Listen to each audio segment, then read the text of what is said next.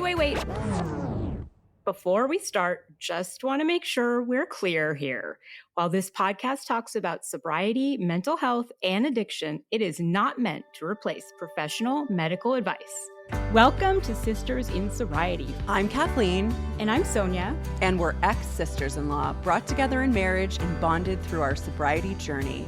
Join us as we talk sobriety, addiction, and everything in between. You're in for quite a ride. And our Substack is buzzing with amazing content, from creative mocktail recipes to insightful courses and reflective exercises. There is something for everyone. Don't miss out. It's a great way to add some extra joy and depth to your journey. Check it out.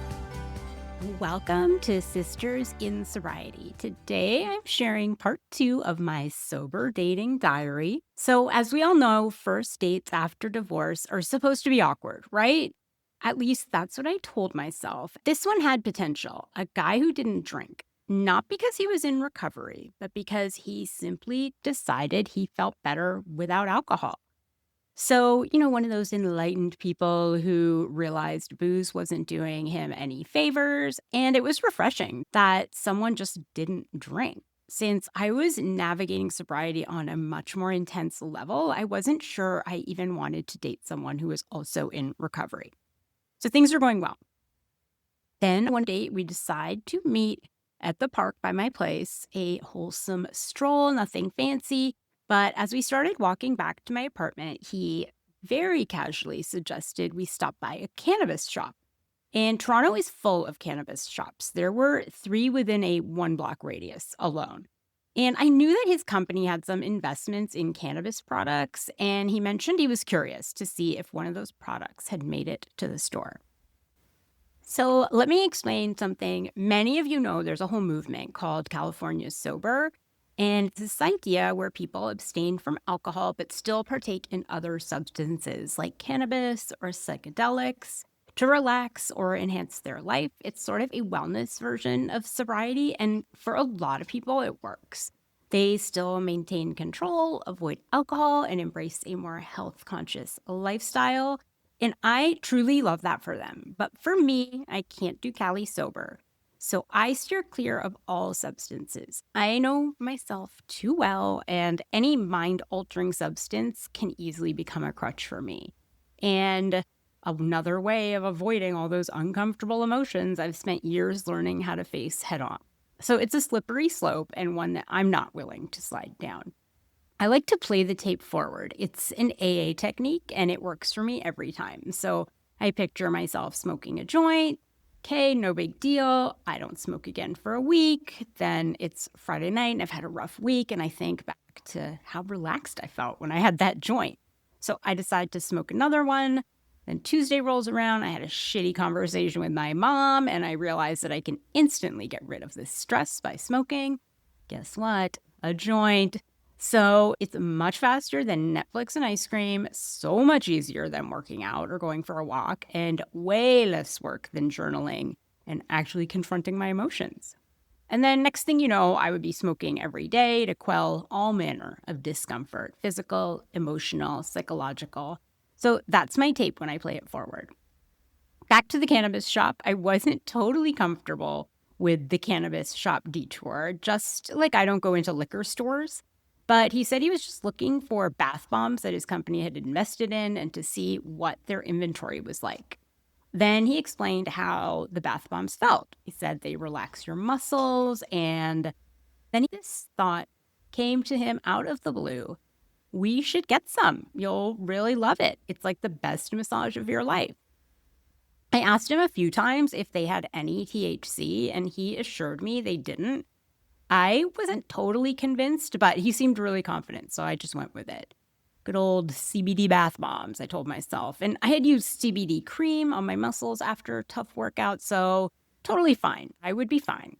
Now, keep in mind that my knowledge of alcohol and weed stops in 2017, so I don't know anything about White Claw or bath bombs. Fast forward to my apartment, and he is filling up the tub like it was a scene from a rom-com, except a little less candlelight and more questions for me, like, Are you sure there's no THC? Because I don't fuck with THC, I asked for like the fourth time. He nodded earnestly, and like the cool girl I no longer am, but I still sometimes want to be, I climbed into the tub. So 10 minutes in, he kept pushing my shoulders down like I was a piece of bread he was dunking into soup. Relax, you're not going to get the full effect. You have to be totally submerged. Your shoulders have to be all the way in. Well, I got the full effect, all right. My body felt like it was melting into the water, not in a relaxing way, but in a more like, I think I might be turning into a gummy bear way. My body was weightless. Then it felt like it was under a weighted blanket. Whatever it was, I told him I was feeling off, but he just waved it away, telling me it was all in my head. Yeah, no kidding. At that point, my head was starting to spin. By the time I got out of the bath, I was feeling full on weird. I laid down in my bed. I was super nauseous. My mind was racing with really weird thoughts. I'm thinking, shit, I'm high. Fuck. I staggered back to the bathroom to inspect the bath bomb wrapper, and there it was in bold letters. Kush Queen's CBD and Delta 8 THC bath bomb. Kush Queen, what the actual fuck? This asshole. I laid back on my bed and I stared at the ceiling and wondered how the hell I'd gotten here. Why did I let this happen? This was so past my comfort level. And there I was in the shop, nodding along like it was totally fine because I don't want to be difficult. And there I was, sinking further into the bathtub when he told me to. I wanted to be that easygoing, laid back, up for anything girl I used to be. But guess what? I'm not her anymore. I care about the consequences of my actions. I make my own choices based on what is best for me and not what some random guy thinks. Was I so desperate to be normal that I would compromise my sobriety, my values? My sobriety is my responsibility, and as much as I want to be fun and flexible, that doesn't mean ignoring my boundaries. I woke up the next morning clear on who I was and what I was willing to put up with. I never saw him again. He had shown a distinct lack of respect for my boundaries, and he had treated my sobriety like a joke.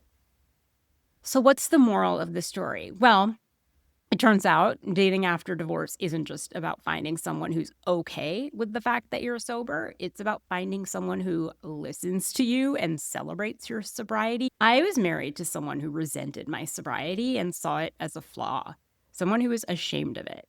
And in the end, I wasn't the cool girl he had married. So maybe he's out right now enjoying fancy wine pairings with fabulous meals, or at the club being the creepy middle-aged guy getting bottle service. But I didn't change for him, and I'm not going to change for anyone. Thank you for listening to my sober dating diary. We will see you next week. This was Sisters in Sobriety. Thank you for listening and being with us today. If you want to learn more about sobriety and meet your community, find us at sistersinsobriety.substack.com. Are you a sister in sobriety? Then reach out on social media. We'd love to hear from you. If you're feeling generous, leave us 5 stars and a review and follow us wherever you listen. You'll never miss an episode. Until next time.